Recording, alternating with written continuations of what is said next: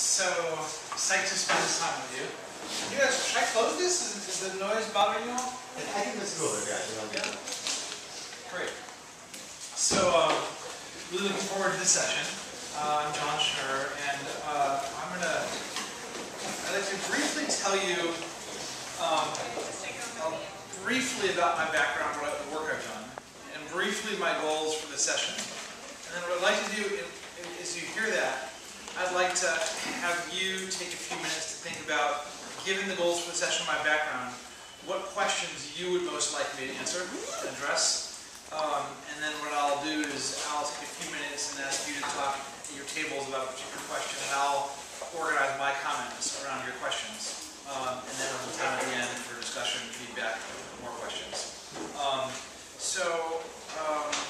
Quick my background, a few of you may know, but I have worked in the U.S. In education reform for the last 20, 25 years. I grew up in a city called Milwaukee in the Midwest in the United States near Chicago, and at a very young age became exposed to the vast inequities of education in the community I grew up in. And it set me off on a lifelong quest, like most of you, to figure out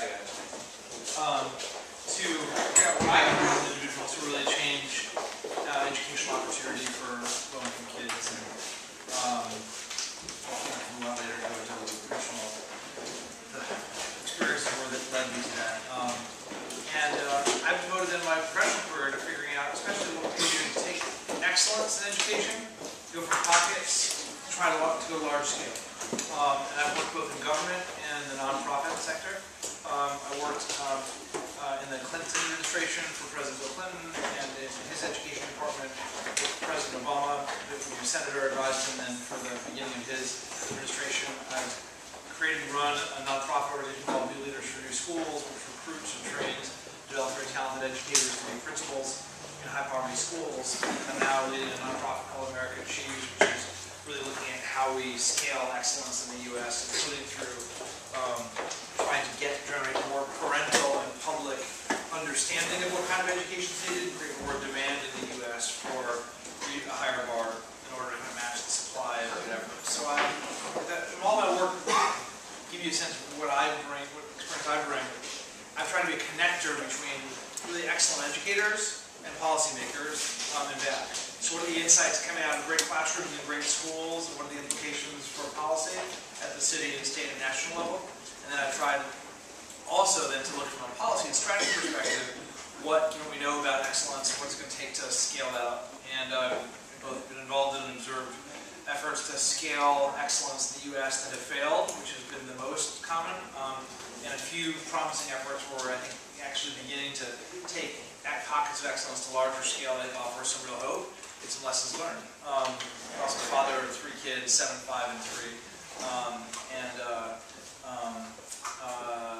As I said, for those of you who were there last night, just for me, I love the time I can spend with kids, learning from kids in the U.S., India, wherever. It's just to me always a reminder of what the extraordinary potential of our kids have. I myself, somebody who's part of this movement, I myself can forget how much our kids are capable of achieving when I don't spend time with them. And so I find pushing myself all the time to have the highest expectations and belief in what our kids can accomplish with the right support is kind of a fundamental cornerstone to everything I do. So that's a bit of my background. The goals I have for this session are about, I'd like to share with you, from my experience in the U.S., lessons learned about efforts to take excellence to large scale. What's worked in the U.S., what hasn't worked. It may be relevant for you in India, or for those of you who teach for all of your countries. You'll have to decide how to interpret this. I can just tell you what I think we've seen in the U.S., but I'd like to at least offer you the benefits of our experience over the last couple decades. And with that, before I do that, what I'd love for you to do is for you to spend a couple minutes talking to somebody next to you, in particular about what question or two you'd most like to hear from me, given the experience that I bring, and given that goal for the session. Then after a couple minutes, I'll ask you to share some of those questions, and then I'll organize my comments around your questions. So why don't you take a few minutes to do that? Give a few minutes, a chance for a little bit more interaction. I'd love to have you share. And I'm going to write down organized comments around your questions. So I'd love to hear what your top questions are. Yes. Yes.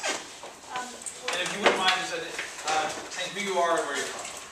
My name is Sandrine and I'm from Shnur Education. And I would like to learn from your experience of scaling up in the US two things.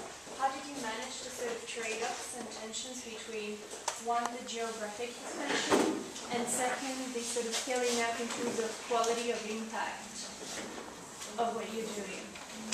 Between geographic expansion and quality. Of the impact in the classroom and in education. That's a great question. Thank you. Great. Yes.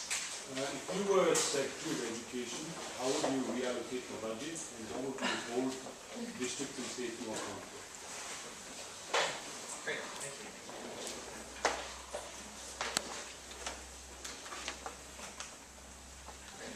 So education is primarily people-driven, right? So when you're scaling to a certain extent, how do you ensure quality of people are delivering both at the grassroots level, but also at the mid-management and the senior leadership level?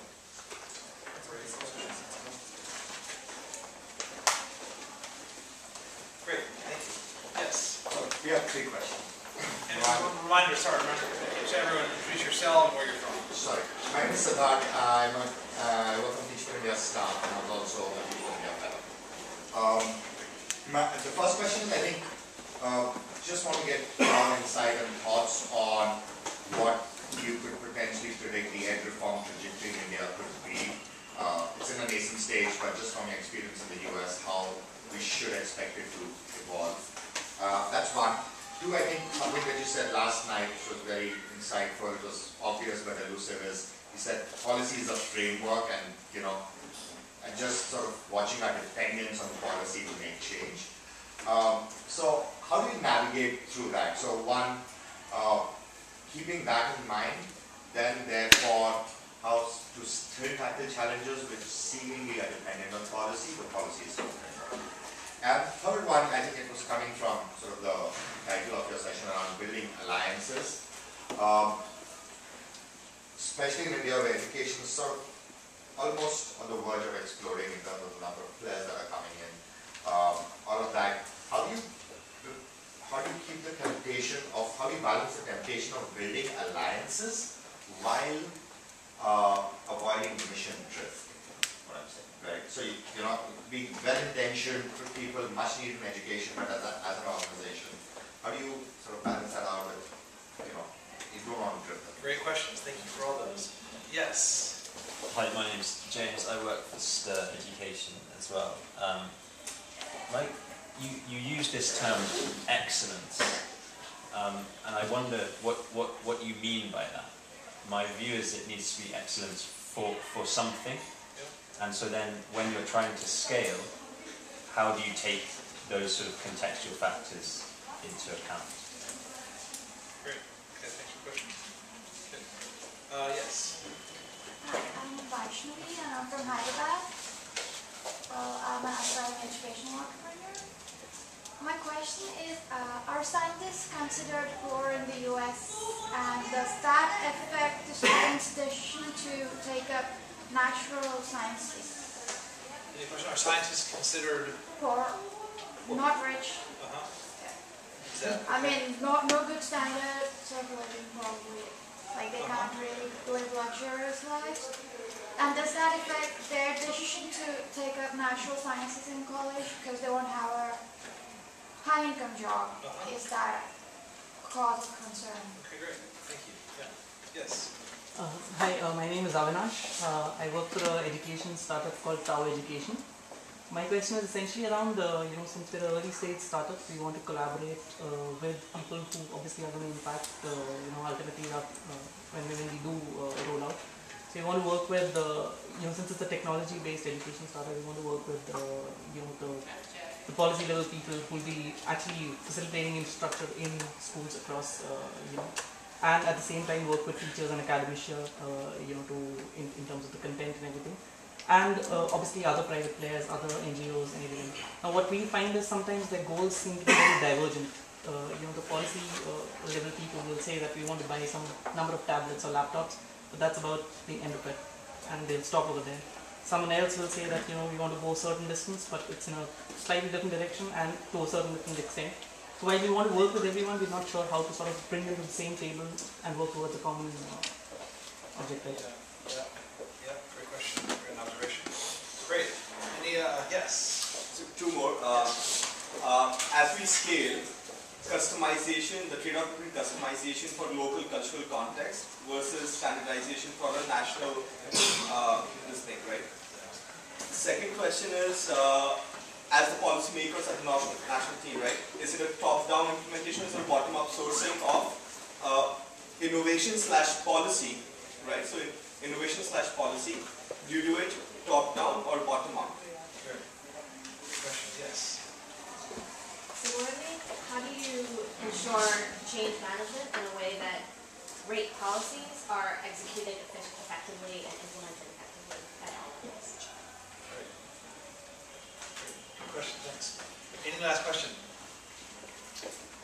All right. So I'm going to take a few minutes to organize my comments, but what I'd love for you to do is talk to somebody next to you, and I'd like you to talk about what is something that you've seen that gives you confidence or hope about taking excellence to scale. In India, or if you're a teacher all from another country, could be in a different country. What if you used to give you confidence or hope? And if you then after that, I'd love to have people who listened to somebody next to them share. If you've heard something particularly interesting or significant from your conversation partner, would love just to hear a few of those observations, and then I'll share my comments. So I'll let you go for 2 minutes. One example is very impressed. I have nothing from India. This icons work on something I don't know. What he has done is truly amazing. The way it has reached millions is amazing. So I feel like if we can get that itself implemented in India or translated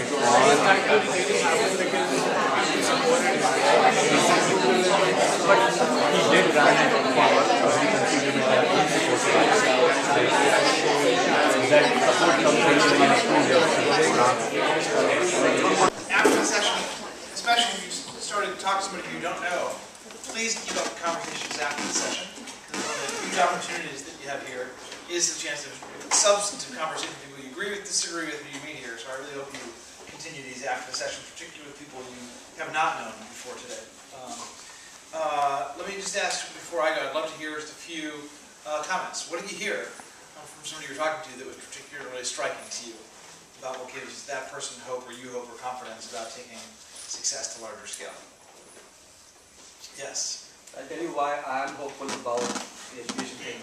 I'm Devesh, working with Shnur Education.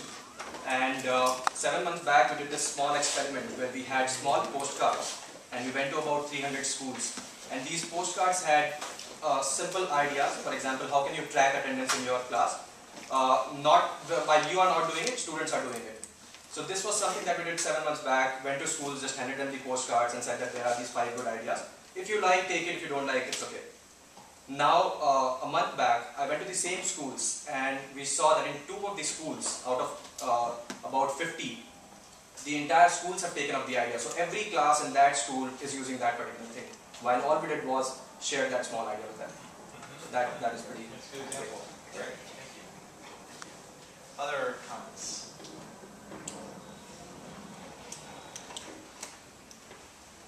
I think because we have finally solved the access problem in India, which is really the focus of the last 15 years, building more schools, now I see the debate changing, and even amongst government, they're starting to talk about learning outcomes. They're still not measuring learning outcomes, but at least the focus is on quality and improving learning outcomes over the next 15 years. Yeah. That shift is starting to happen. Yeah. It's a key context, because there is one set of things to do in terms of just purely in terms of access, and it's a very different question. And that's how getting and helping kids achieve outcomes, important outcomes that change their life trajectory at large scale. So thanks for that. Yes. So, I'm Shruti from Central Square Family. visited some schools in Bombay, like 3 to 1 schools and Akanksha, which are private partners working with the government and doing excellent work there. And now with the Bombay PPE kicking in, I feel that there's a chance that some of these innovations can go beyond the limits, that we set for them right now. So that gives me hope because it's a small step, but Important. Thank you for that. That's great. Yes. Let me share something which Shruti shared with me, and what she shared it really touched me. She told that in the last 3 decades she hasn't come across a person who is absolutely bad. There are good people. She sees goodness around everywhere, and that's what gives her hope. Yeah. Great. Thank you for bringing up her age. Thank you. There's something very interesting which I see is that I see technology really bringing us all together, and that's going to play a very major role in building alliances. And the second important thing which we were discussing in the group is the role of public-private partnership, which is probably missing, probably didn't take form earlier. And the third important thing is we find a lot of corporate best practices being translated into the schooling system in terms of emphasizing on payment by results, as Nita pointed out. I think these were some of the ideas which we shared. Great. Thank you so much. Yes. I'm aware of an organization called Make a Difference, and what they've been able to do is running program across 23 cities, and it's a volunteer-run program.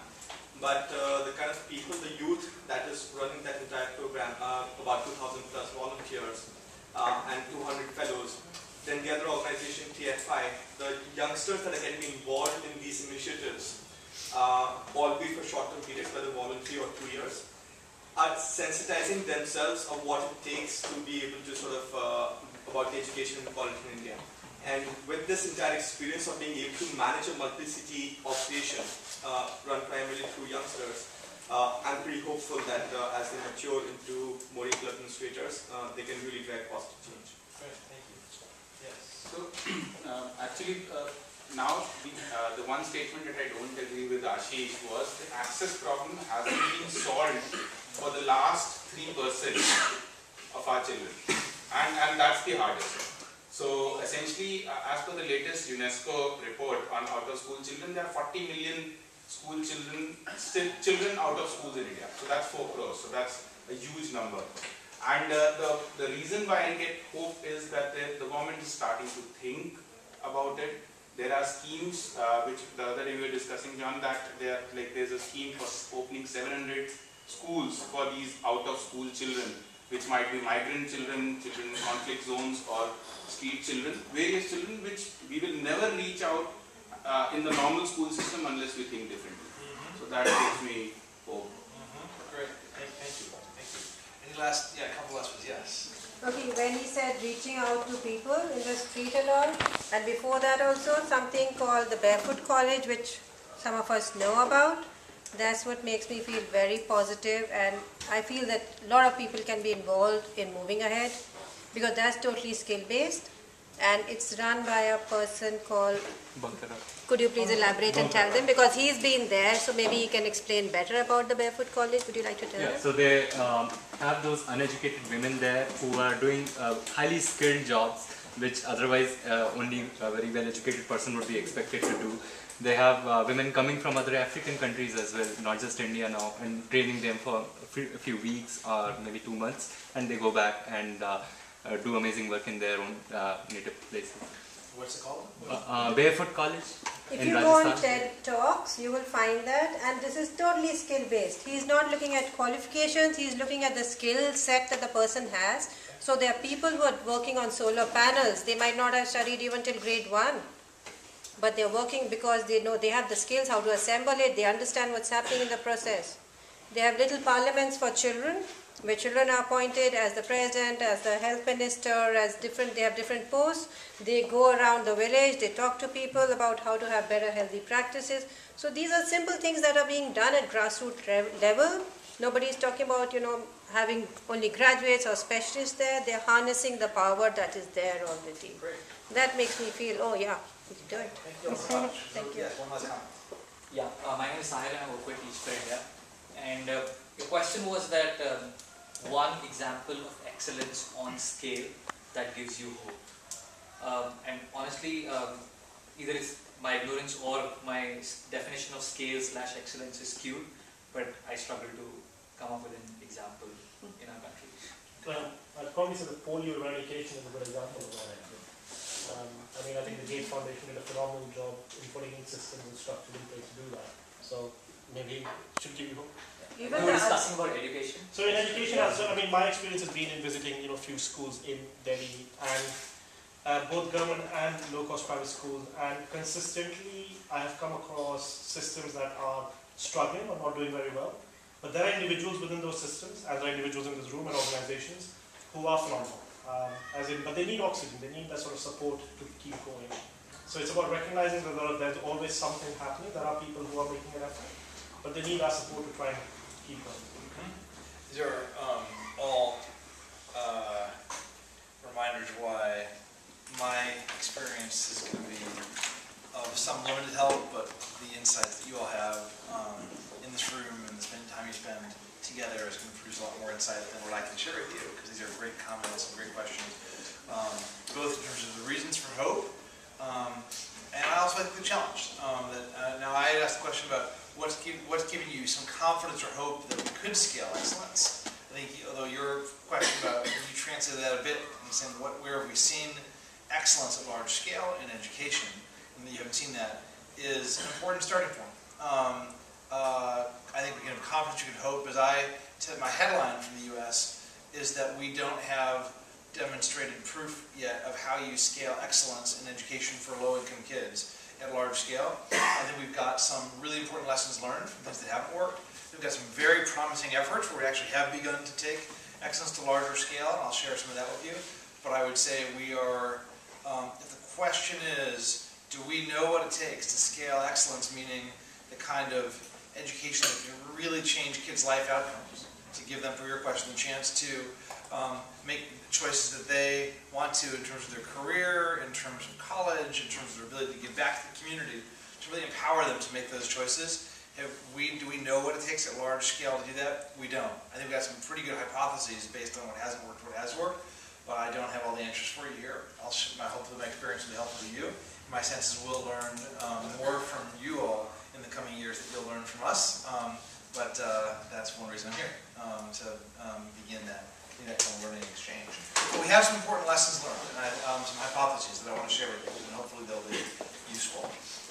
So, question, somebody asked what you're talking about to define scale, and so for me, the need and the aspiration in the US context is how do we go from essentially, for most kids, demography being destiny, to a situation where our kids have the education they need to unlock their talents so that no matter where you're born, no matter what community you're in, you've got an opportunity, an equal opportunity in order to make the most of your talents to succeed. That doesn't guarantee equal outcomes, but to me the scale challenge over I think it's going to take decades, is nationally how do we ensure that really every child in the US, regardless of background, regardless of income, has a chance to get a really great education that gives them the tools to make the life choices for themselves about their careers, their college, their citizenship, and how they give back to the community.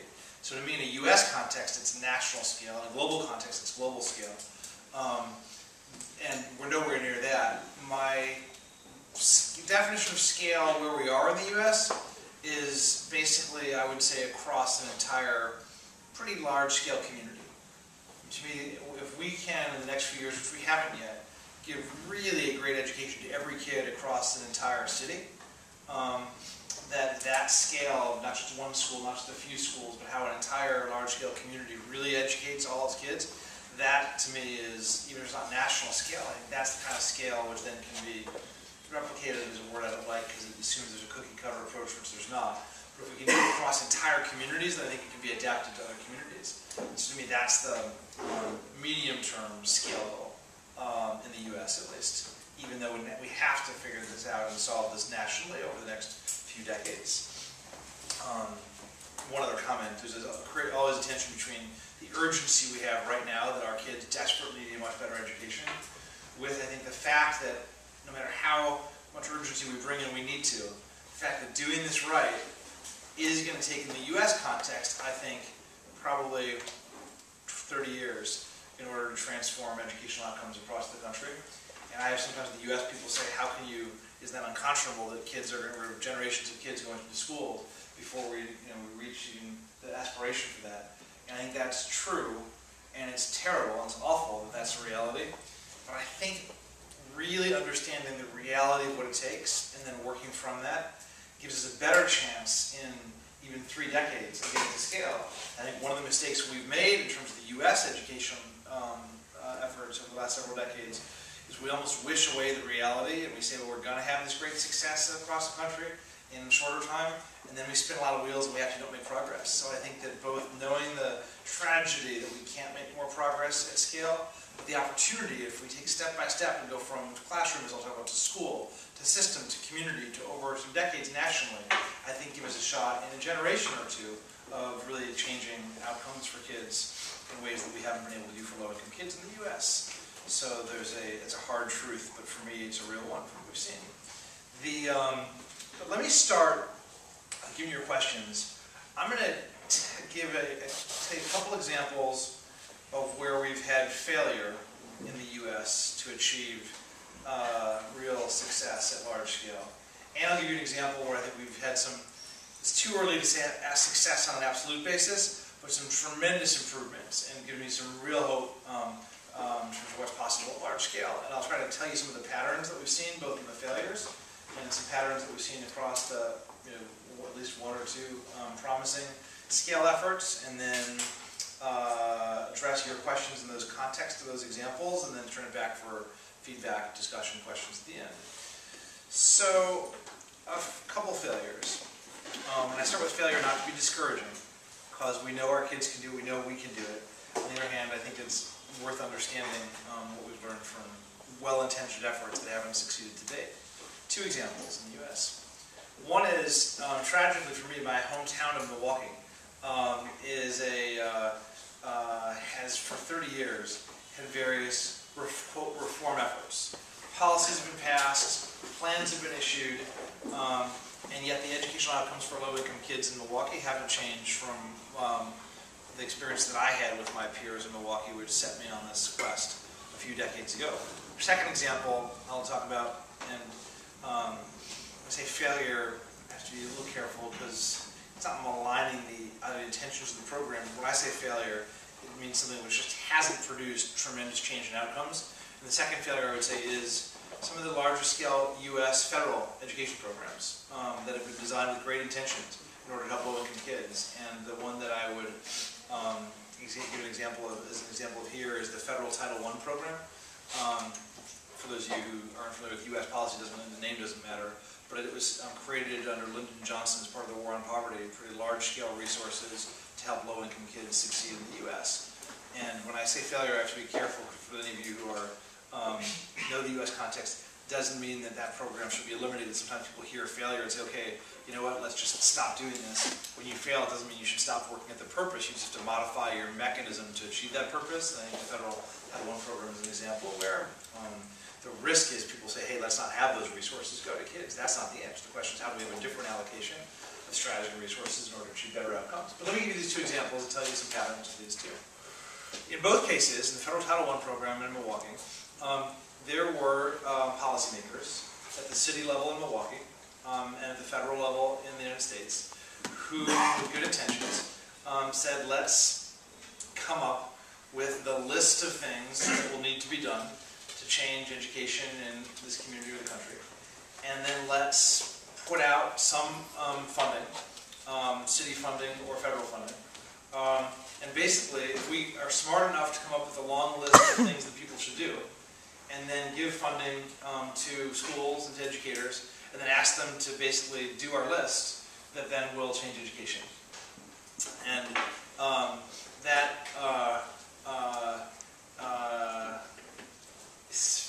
basically the assumption is if we write it, somebody out there with the funding will do it.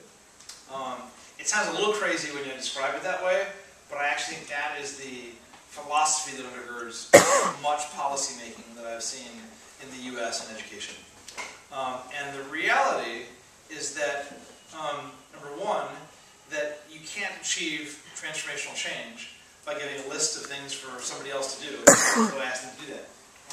I've never seen, you might be able to get some process things in place. You might be able to use that to get some buildings in place, but those turning over checklists to other people doesn't ensure the kind of change that you need to get major change in outcomes. Second problem with that is they pass those policies without regard to the development of the institutions, that is, organizations and institutions are needed to serve kids. So in the Federal Title I program, for example, it said, let's pull out the low-income kids from their schools and give them this program with federal funding to be able to help them get extra support. As if the schools in which the kids were located, the school systems, didn't exist. It took basically no effort to look at the health of or changing the success of those institutions, the schools and school systems in which they were located. And what we know, again, probably common sense at this point for many of you, but is that when you try to get a program that exists in the same basically failing institution that's existed before, the program gets swamped by the institutional effects of the school or school system that it's in. That even if you get some bright spots of where somebody's leading that program successfully for a period of time, that ultimately the institution wins. And that the culture, the practices, everything you need to sort of make things sustainable comes from the institution in that case, the school system, and the community. And a program that's carved out isn't able to overcome those in a significant way over the long term as a second failure.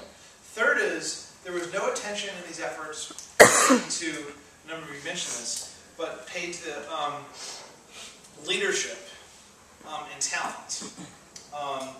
And I think it's not an overstatement to say that the underlying belief in these policies, we have some pockets of excellence with some outstanding educators, leaders.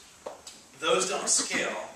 And so the question is, how do you put policies in place that basically can work for people regardless of the level of leadership or regardless of the level of talent? And that's, you know, an intellectually credible approach.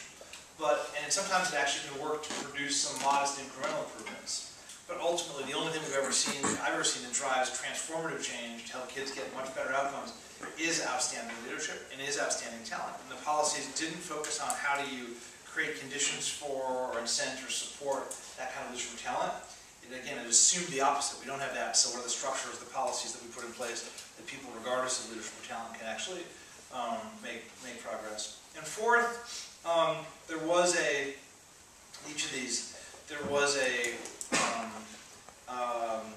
no attention paid to the, you asked about the context, to the community political context in which this was happening.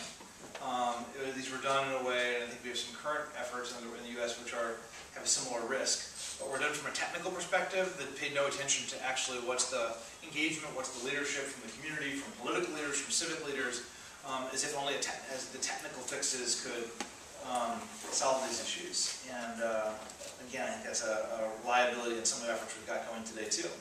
And they didn't work. So 4 decades later, billions of dollars have been spent on Title I resources for low-income kids, which are very important that the resources are there, but the outcomes, there is no evidence that it's led to a significant shift in outcomes for kids. And in Milwaukee, the low-income kids in Milwaukee and Wisconsin are still basically the very lowest achieving of kids across the entire United States after wave of reform effort. And one other thing I would say is, you mentioned the question about goals and kind of asked about common goals and divergent goals. It's a great question because all of these suffered similarly from an emphasis on inputs and ideas of what inputs might lead to better outcomes. So there'd be lists of, do this kind of teacher training, do this kind of parents being on a committee, and do a certain kind of assure that there's a certain kind of process-oriented curriculum that at least meets the bar for having kind of the process objectives of a curriculum in place without much attention to quality outcomes. But these efforts didn't define outcomes. They didn't define success as focusing on outcomes, and they didn't have any mechanism to look at how the progress against outcomes was going or not going, and then giving the ability to change things along the way. So there were divergent, the goals were being imposed as sort of inputs. There were different goals that people in the school and the community had, and there was no way for people to no incentive for people to look at actual progress towards some shared conception of success and make changes along the way in order to do that. In fact, I would say the assumption of creating a fixed set of approaches was a cornerstone of some of these efforts. That instead of saying, here's what success looks like, how do you create the capacity for people to make modifications along the way as you learn what's working or not, the philosophy, again, I'm not trying to be, I think we're all learning from people who did it before us, and now I'm making mistakes, we're all making mistakes that people who come behind us will learn from. So I don't mean to be critical of people, but with good intentions, they assumed that creating a fixed set of solutions, which were the best ideas at the time, would somehow succeed as opposed to creating the conditions for modification based on what was working and wasn't working. And many of those flaws that I described are at play in, I would say, most policy making in education in the U.S. today. So this is not just a thing of the past. I don't think we've learned fully from these lessons. On the successful side, on the promising side, I'll give you an example. And we have lots of, by the way, success. We have tremendous pockets of success all across the United States. We've got examples of schools and classrooms, which are very important. I'll get to what the role of those are, that are showing success. But when I mean success, do we have a place that actually in a community is taking education for low-income kids and given the vast majority of low-income kids in a community an outstanding education? We basically haven't done that in the U.S. The place that's the most promising, that's made the most improvement over the past several years, is a place that in the U.S. that people, even 7 or 8 years ago, said had no hope for success. It was a city that was considered to have the worst performing urban system schools in the country, in the U.S. It was a city where I was running New Leaders for New Schools for more than 10 years, where we have a process to look at where there's a city where the conditions are good for leaders to make change and success, and we recruit and develop leaders. And I don't mean conditions in terms of the community or kids. I mean the conditions in terms of the conditions for leaders to be able to exercise their judgment and to be able to make decisions that help kids succeed. And this city didn't even come close to making it through our city selection process. It's the city of New Orleans. And New Orleans, worst education system in the country, in the U.S., over the last several years has made more improvements than any other low-income community in the U.S. And it's not all the way there yet. I was there several weeks ago, and we were visiting schools, and while there have been dramatic improvements in the form that basically you had schools that 7 years ago where most of the schools where kids were without hope, without a sense of joy, without a culture which was really focused on their well-being. Most schools in New Orleans, you actually have a strong culture in the school today. The outcomes, academic outcomes, the kids on average were about 4 to 5 years behind academically, where they should have been several years ago. Now they're on average 2 years behind. Now, is that success? No, it's not success, but it's significant improvement for a city. And it has included some significant increase in the number of classrooms in schools that are truly putting kids, appear at this point to be putting kids on a different life path. Now, when I talk about the New Orleans example specifically, it's not that, and for those of you who know New Orleans and the policies there, it's not that I think that the exact policies there or the exact specific things that are in there have to be replicated. I think that they don't. And for those of you who know the U.S. context, we can go more into that. But I think there are certain principles that have emerged from New Orleans that I think actually are applicable to being able to drive success at a larger scale. So what happened in New Orleans? What are the key things that happened to drive that? Number one, there was, for my critique of policy, there was a policy, set of policies passed about 8, 9 years ago in Louisiana that were important preconditions to the success of New Orleans. What I would say about these policies is Michael Barber. Some of you may have heard of Michael Barber, who, among other things, was Tony Blair's lead advisor on education, and is just a terrific global education leader at this point. Has a quote that I like to invoke, which is essentially, you can mandate incremental improvements, but you can only unleash greatness. And I think in many policy efforts, we try to mandate things, which maybe can mandate the way the specs for some buildings to be created. You might be able to mandate some incremental improvements, but the policies generally can't mandate greatness and the transformative changes that lead to the kind of life-changing educational outcomes that we're talking about. And in Louisiana, not perfect, but there were a couple policies in the past which, instead of trying to mandate, essentially created the conditions for more success.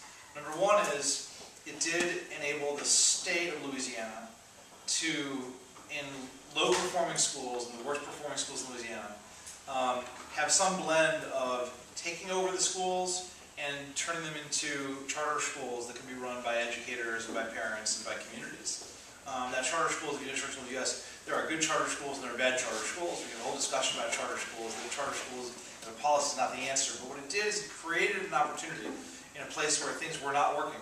It created a new opportunity for new groups of educators, for communities to lead schools and create schools that wasn't there before. There was a system that wasn't working, and it basically changed the who could lead the schools in a very significant way. The second policy that was passed is they did raise the bar in terms of expectations in the state. Not perfect now, they have to change it again, but they created a higher set of academic standards and a more rigorous set of assessments that actually codified a higher expectation for all kids, including low-income kids. There would at least be a measuring and data that would actually be looking at how kids are doing against a higher standard as opposed to the low bar standard they had before. And those policies were passed. By themselves, they couldn't have done a thing. You pass those two policies by themselves, nothing will happen. They were at least a little bit better than the long list of kind of micro prescriptive changes that other policies done, but nothing would happen. Second thing, though, once those policies were passed, there was a tragedy. Hurricane Katrina hit New Orleans, and my wife's from New Orleans and spent time there right after the hurricane hit, and spent time both in the short-term work as well as the long-term design of what happened in the new system. And it was a tragedy. It was an unmistakable tragedy. But the worst tragedy that it helped basically highlight for the U.S. is what kids in the New Orleans have been subject to over several decades. They had intense poverty. They hadn't had educational opportunity. Racism has still been alive and well in New Orleans. And the tragedy, though, created an opportunity with some enlightened leadership to say, how do we, as the city after the hurricane was being rebuilt, how do we actually look at rebuilding the education system? It was an action-forcing event that said, now let's leverage those policies and let's create, let's give an opportunity for educators in New Orleans, for community groups and others to basically invent a different type of school system. Again, just that by itself, we know it. We've actually seen other communities in the country which have tried versions of that, including Milwaukee, by the way, where there's been a large-scale private school choice effort which has been basically replacing the education system for many kids in Milwaukee that hasn't led to any better outcomes. So just the creation of new opportunities in a less regulated way by itself doesn't lead to better outcomes automatically at all. Again, in Milwaukee, this has been the largest scale effort in the country, in the U.S., and the outcomes for kids in those schools are no better for kids in the public school system. So this by itself still wouldn't succeed, but there was now an opportunity to reinvent a school system. And the third thing that happened that I think is probably the most significant, that the first two just gave a chance to, for this principle to come into play, is there was an approach over the last several years where instead of mandating a set of expectations or lists of inputs from on high, the approach that was taken was taking excellence at the classroom level and giving that a chance to kind of grow to excellence at the school level. And excellence at the school level to grow into excellence at a system of schools level. And by that what I mean is there was a chance for people who had been some of the most outstanding educators, and there were pockets of excellence even in New Orleans, to be able to, with teams, then turn those into schools. And there were individual schools, at least a few of them, that were doing very well, that were given the chance to create a few more schools. And there were organizations that were running a few excellent schools outside of New Orleans that had a chance to work with educators in New Orleans to bring those successes. And essentially what began happening is not suddenly in a single moment creating a new system, but there was this institutional approach toward letting the excellence go from one level to the next level to the next level, and creating institutions, growing to multiple systems of schools, that in one institution could codify, grow excellence, as opposed to the kind of pull-out program that I described before. And one of your questions was the tension between alliances versus I can't remember what was mission drift. And so the alliances that we get to in a minute can't succeed without a clearly mission-focused institution of a school or system of schools that's doing nothing but figuring out how do you help the kids succeed, how do you develop educators to help the kids succeed, what's your very clear mission, your cohesive plan for instruction and culture and community engagement, and in one institution, not worry about alliances across institutions a lot, but actually develop an incredibly aligned approach within your institution to help achieve your goals. That's critical in New World. So we'll get to alliances in a minute, but if you have alliances and partnerships without institutions that are unbelievably clear and good at doing what they do and doing that well and growing that, it can't succeed. But the next thing that happened, other than the institutions growing excellence from the classroom to school to the system level, is you did have a set of organizations begin to work together in kind of an alliance, in a collaborative way, with each of them doing their own work well, but they found ways for them to collaborate and work in very specific ways to support each other's work. So in New Orleans, there were and there are a set of organizations that are focused on talent. Teach America, the New Teachers Project, New Leaders for New Schools, Leading Educators, organizations at different levels for teachers and teacher leaders and principals are working on the development of educators. But unlike other cities, what happened is there was a collaboration that began to happen between those organizations and the schools. But then, okay, how do we actually try to solve some of the talent issues for this community, as opposed to each program doing its own thing? One crucial factor that enabled that was the creation of an organization in New Orleans that is called New Schools for New Orleans. But that was, and that is, some people use the term kind of like a harbor master. If you got a harbor, like where's the harbor master who can help all the ships understand when to go, where to go, so that overall we can actually help accomplish things that individual organizations couldn't. And this organization, New Schools New Orleans, not perfectly, but very well, played a role in ensuring kind of alliances and partnerships and collaboration that wouldn't have existed without that organization. And the reason is, look, all of our organizations that we're in are very busy. We've all got our own work to do. And when you try to do collaboration, if you're serious about your work, you basically usually have maybe one person spend a little of their time and say, how do we collaborate? But that's never going to really change fundamentally the way the organization works, or have them work together in different ways than you would individually. So having an organization that was actually dedicated to ensuring that collaboration was crucial, with the right leadership, with the right awareness of how they didn't want to be the ones driving these, but needed to bring people to the table and get people working toward a shared vision, and coming up with ways of crafting very specific agreements among the organizations about how they would work together, turned out to be a really critical role.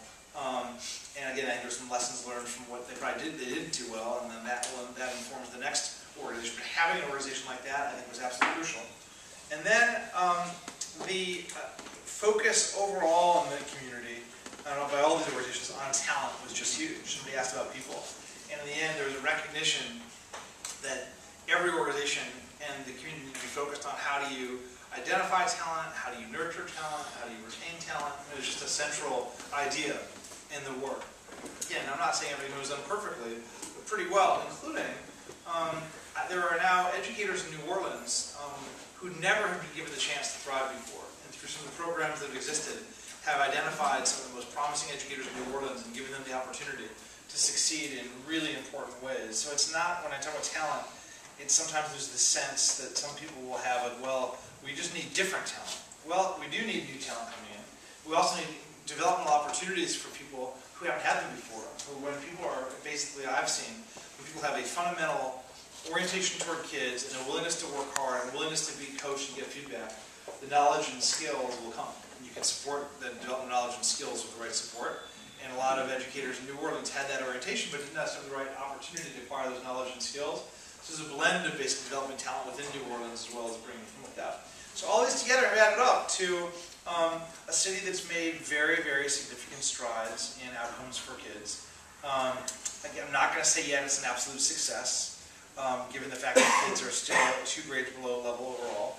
But the most promising thing I would say is there's a significant increase in the number of classrooms and schools that are really changing, appear at this point to be giving such big achievement gains and such big improvements in education and in character and social emotional strengths that it appears to be putting kids on a different life trajectory in a way that we haven't seen elsewhere.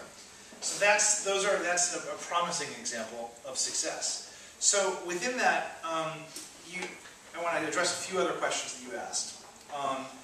You asked about to what extent something can be customized versus something be national. In the U.S. context, I think that ultimately the way we are seeing success is when there's local leadership that is finding ways to adapt what's being learned everywhere, but to really take ownership for making improvement in the community. I think that there are national steps that can be taken. In the U.S., there's a few of them that are important right now. One is called the Common Core of standards and assessments that some of you may have heard of. We basically across the U.S. have a very uneven and low expectations for kids, codified in standards that have been this long laundry list of expectations that no educator could ever possibly get through, with pretty bad assessments and tests that ultimately distract from a focus on improving teaching. And that's the kind of example of where I think a national effort can help. And so we actually have now it's not federal, but a state-led effort where we're in the U.S., some of you from the U.S. know about this, but are putting in place the next couple of years much more rigorous expectations for kids that are expectations that really are involve really deep understanding of how do you read deeply and comprehend, and how do you write truly effectively, and how do you reason well, and it's much less superficial, involves much higher order thinking skills and critical thinking skills, and we're creating assessments that rather than having every state, it's not required, but rather than every state kind of creating its own tests, which usually are pretty bad, we're working on creating much higher order, better assessments that can basically be aligned to the standards. And that's an example where nationally you can do something that you can't at the local level. But for the most part, and there are other things as well, where you codify and sort of spread success. But basically my view is that while the patterns of success in schools can be very similar, that it's only by customizing with local leadership to what the leaders understand kids in that community and that community needs, as long as they're willing to learn from what elsewhere is really key. A couple other questions you had asked on the if I were Secretary of Education about reallocating funding and accountability. I played that role. I co-chaired President Obama's Education Committee for the campaign, worked with Arnie Duncan, who's the Secretary of Education, and not that Congress has done all the things that I would have recommended, but we basically, the couple key things that President Obama is trying to do that I think are important principles. One is he's realized that he should not have kind of this one-size-fits-all federal policy that then requires A, B, C, all the way through Z. And he's created some more incentive programs. There's still formula programs which give funding as needed for kids across the country. He's created these competitive grants that basically incent and support communities to want to basically come up with solutions in their communities based on evidence and take them to larger scale. And I think that the significant use of competitive grants that then empower people at the local level and state level to sort of craft their solutions based on evidence, I think that is an important supplement to what we've often done in government. I think we have some lessons learned that have not been done perfectly in these grants over the last couple of years, but that's been one step. Secondly, in terms of funding, look, I think we need even more funding focus on low-income kids. I think that the U.S. is actually leading, does not have a problem with the amount of money we spend. We spend more money on education than just about any country in the world, but we're way behind other countries in terms of equity of funding. That rather than low-income kids who are the furthest behind getting more support to help them succeed, we have the most advantaged kids in our country get much more funding. And I think that the federal education funding definitely helps address that in the U.S. because it's more funding goes to low-income kids federal level than anywhere else. Only 1 in 10 U.S. dollars comes from the federal government, and it's still not focused enough on low-income kids. So I think that having more focus. And I think in terms of accountability and how accountable, I think that it's a really tricky thing. I think mechanistic approaches to accountability can be problematic, and we can have a longer policy discussion about this. But I think that one of the things that I would build more into federal education law is basically more ongoing flexibility for those places that are making progress to basically be able to get more support, to be able to strengthen what they're doing to serve more kids, and have a blend of some common expectations and measures for what folks should do, but probably more ability to have particular high capacity places define goals and measures differently. There's a risk to that because once you open that up, then people can define goals and measures in a way that can be really lower in the bar.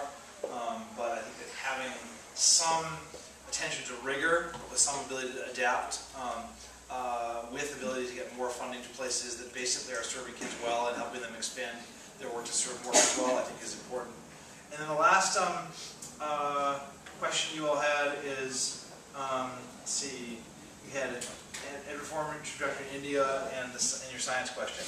And on the ed reform trajectory in India, I don't know. I mean, you all know India well. I don't. What I would say is that when you're looking at outcomes and not just access, I realize there's still an access issue for some kids in India as well.